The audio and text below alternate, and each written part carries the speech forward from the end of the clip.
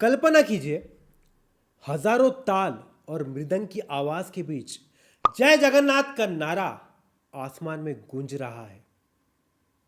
रंग बिरंगे रथ, फूलों की सजावट, हवा में उड़ती फूलों की बारिश और उस भव्य रथ में स्वयं भगवान अपने भक्तों को दर्शन दे रहे हैं। ये नज़ारा देखकर ना रोंगटे खड़े हो जाते हैं। दिल की धड़कन एक पल के लिए रुक जाती है और मन में बस यही ख्याल आता है कि ये कोई साधारण यात्रा नहीं है, बल्कि एक दिव्य दर्शन है।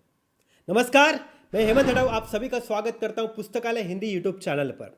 आज हम बात करेंगे ओडिशा के पुरी शहर में हर साल होने वाली जगन्नाथ रथ यात्रा की। यह भारत की सबसे पुरानी और भव्य धार्मिक यात्राओं में से एक है। ये यात्रा भक्ति, परंपरा और भक्त व भगवान के बीच के अटूट रिश्ते का उत्सव है। हर साल लाखों लोग पुरी में इकट्ठा होते हैं और भगवान जगन्नाथ का रथ खींचने का अनुभव लेते हैं।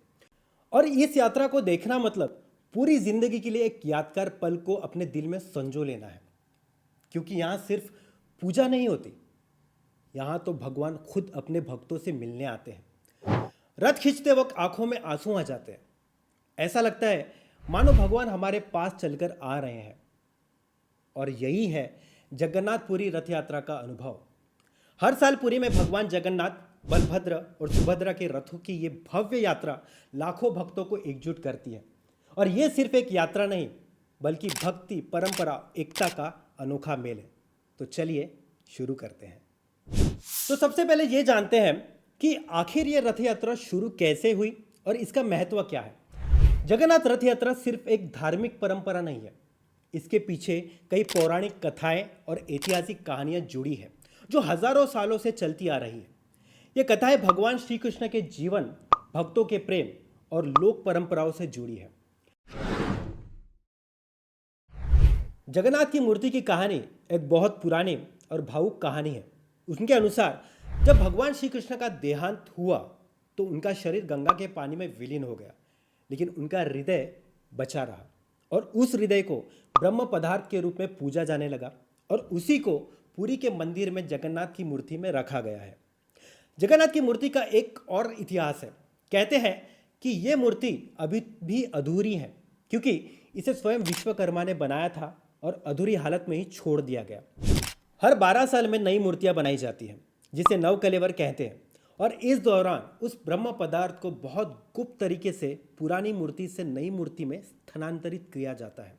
और ये काम सिर्फ कुछ खास सेवकों को पता होता है, और जिस रात ये होता है उसे बहुत पवित्र माना जाता है। पुरी की रथ यात्रा का मूल बहुत पुराना है। मान्यता यह है कि जगन्नाथ यानी श्री कृष्ण, बलभद्र यानी बलराम और सुभद्रा उनकी बहन है। महाभारत के समय द्रौपदी ने श्री कृष्ण से पूछा, तुम द्वारका से कब आओगे? तब कृष्ण ने हंसते हुए कहा था, मैं एक दिन रथ में बैठकर सबसे मिलने आऊंगा। इस बात से रथ यात्रा का संकेत मिलता है। एक और खूबसूरत कहानी कहती है कि एक बार बलराम और सुभद्रा श्री कृष्ण को द्वारका से बाहर घुमाने ले गए। तीनों एक रथ में बैठकर मथुरा की ओर गए और उसी घटना की याद में रथ यात्रा मनाई जाती है। देखिए, यानी ये सिर्फ मूर्तियों की यात्रा नहीं है, बल्कि भगवान का पारिवारिक सफर है। इस यात्रा में सुभद्रा बीच में, बलभद्र बाईं ओर और जगन्नाथ दाईं ओर होते हैं। अब एक और दिल को छूने वाली कहानी सुनाते हैं। यह है विश्ववसु नाम के शबर यानी आदिवासी भक्त की कहानी। विश्ववसु ने श्री कृष्ण की मूर्ति को बड़े प्यार से पूजा। बाद में राजा इंद्रद्युम्न को श्री कृष्ण के दर्शन की इच्छा हुई, लेकिन जब राजा विश्ववसु की झोपड़ी में मूर्ति देखने गए तो वो मूर्ति गायब हो गई। राजा ने तपस्या की और वरदान मिला कि भगवान फिर दर्शन देंगे, लेकिन उनकी पूजा विश्ववसु की तरह ही होगी। और तब से पूरे मंदिर की सारी सेवा आदिवासी वंश के सेवक करते हैं। और यही वजह है कि रथ यात्रा में कोई भेदभाव नहीं, जाति, धर्म, रंग सब भूलकर लोग इसमें शामिल होते हैं। रथ यात्रा में एक बहुत भावुक पल होता है जिसे चेरा पहारा कहते हैं। इस दौरान उड़ीसा के गजपति राजा खुद रथ की सफाई करते हैं और ये दिखाता है कि राजा हो या आम इंसान, भगवान के सामने सब बराबर है। ये देखकर कई भक्तों की आंखों में आंसू आ जाते हैं। देखा आपने, भगवान ने हमें जाति, धर्म, अमीरी, गरीबी के भेद से ऊपर उठकर इंसानियत से जीने का संदेश दिया है। चलिए अब रथ यात्रा शुरू करते हैं। ये यात्रा हर साल आषाढ़ शुक्ल द्वितीया को होती है। इससे पहले 15 दिन अनवसरा के होते हैं, जब भगवान की मूर्तियों को ढक कर रखा जाता है।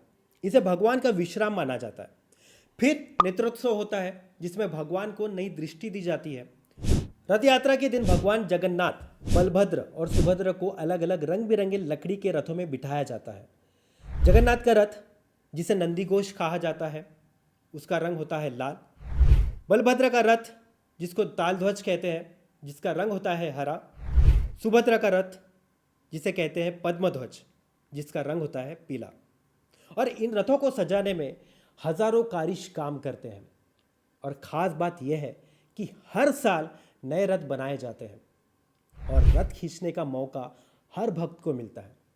इसके पीछे एक सुंदर सोच है। कोई भी भक्त भगवान को छू सकता है। रथ पुरी के मंदिर से गुंडीचा मंदिर तक जाते हैं, जो करीब 3 से 4 किलोमीटर दूर है। वहाँ भगवान 8 दिन रहते हैं, फिर बहुधा यात्रा में वापस मंदिर लौटते हैं। ये पूरी यात्रा एक जीवन उत्सव की तरह होती है। रथ खींचते वक्त कोई नाच रहा होता है, कोई ताल मृदंग बजा रहा होता है, कोई जय जगन्नाथ चिल्ला रहा होता है। अलग अलग भाषा, उम्र और देश के लोग, लेकिन सबका एक ही लक्ष्य, भगवान जगन्नाथ। आज डिजिटल ज़माने में भी पुरी की रथ यात्रा का जादू कम नहीं हुआ। ये यात्रा अब सिर्फ ओडिशा तक सीमित नहीं है। दुनिया भर में, अमेरिका, इंग्लैंड, जर्मनी में जगन्नाथ भक्त इसकी छोटी मोटी यात्रा निकालते हैं। इस्कॉन ने इसी पूरी दुनिया में फैलाया है। देखिए, पुरी की रथ यात्रा को सिर्फ पढ़ने से नहीं, अनुभव करने से समझा जा सकता है।